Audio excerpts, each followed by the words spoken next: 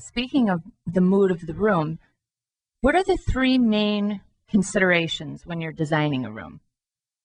Well, yeah, I would say function. I'll let Katie chime in on this as well. Welcome, Katie. We're just going to reiterate that Katie Levin is with us today. She's a staff designer at Teschner's. I'm Brenna Hartman in the studio with Pat Coyne on Property Source Radio.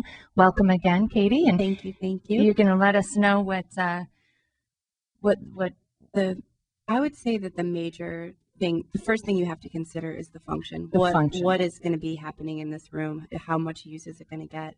And then the kind of feeling that you're going for, I would say, is also really important. Like, is that a mood feeling? Yeah, or? It's a mood. Yeah, I mean, what do you want to feel when you walk into this room? Do you want to feel relaxed? Do you want to feel like this is a place where you can get work done? Do you want to feel, it's all depends on, again, the function. Function is just going to be the most important. How much traffic flow is going to go through it, which is a major concern for placement of furniture and,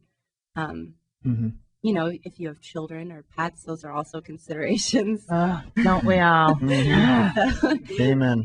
I was telling you earlier, I have this, I didn't explain to you, but I have this one room in my home that I believe is supposed to be the formal living room, which is the bird cage / desk / bookshelf / Sesame Street, right.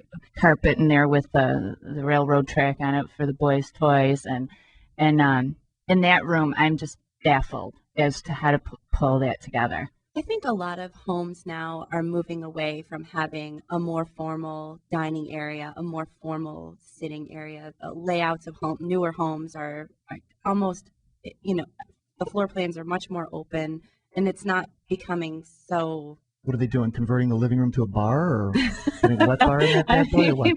Yeah, there's a bar in every room, and the man cave. Yeah, right. Well, there's definitely lots of man caves have been. I've seen the construction of many man caves. Is that something you work on at Teschner's? Because we do have a lot of male listeners on the sports radio. Absolutely. I mean, I think a woman generally gets the majority of the house, so I think it's important for a man to have a little safe place he can go to. Yeah, I have a bedroom that's supposed to be a den, and it's actually the rabbit's bedroom. I'm not. Yeah, in your bedroom when you gotta get kicked out. I don't understand what happened though. I wanted that den to be just my own room and kids. When I can't drive home. Yeah, that too. Just kidding. What's the biggest seller in your store? That's what I want to know, Tasha. I would have to say it's window coverings. Is it? Mm-hmm. Oh, okay. We have a really large selection of everything from, woven woods, wood blinds, shades, cellular shades, and then just beautiful custom draperies. And I'd have to say what happens a lot is that people come in to choose a color for their wall, and they end up choosing a color for their wall, but inviting us to their house to look at their windows, and they end up purchasing window coverings. So you're kind of like the bait. You got like a bait and hook switch type deal, right? You go in looking for a Chevy Cobalt, you end up with a Cadillac Escalade, huh?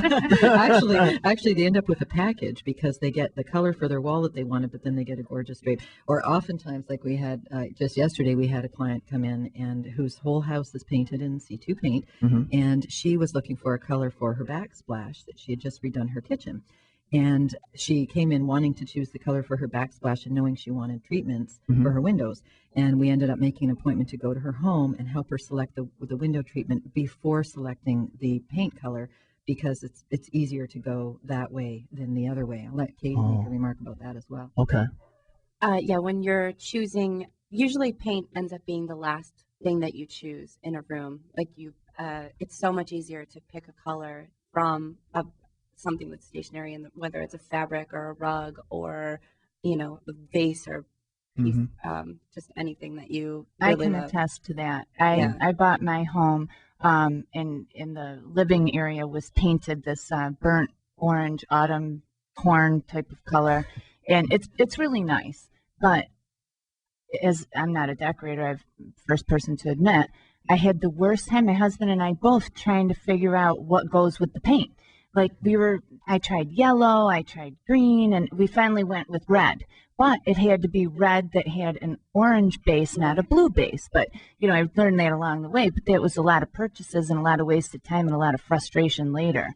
Yeah, and I think initially a lot of people, that's the first thing they want to do. Okay, I'm going to throw paint on the wall. And a lot of times I try to steer people not away from painting the walls, but just from that being the first thing that they do, because artwork can be, it depends. Like if it's someone who loves artwork, you want to have a neutral backdrop for it. You don't want to have crazy wild color on the wall. And that's what's wrong with my house. I learned something new today too. Thank you very much, Katie.